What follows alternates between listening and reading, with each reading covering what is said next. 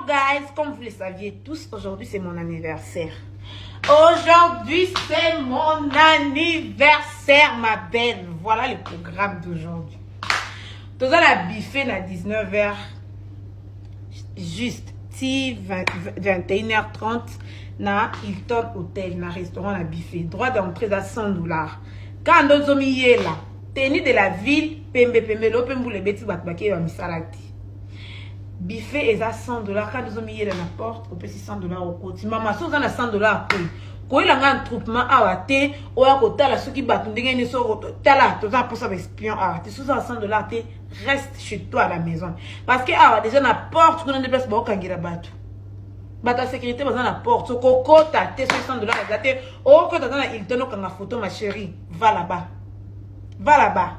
Après il donne after tout ça les clubs.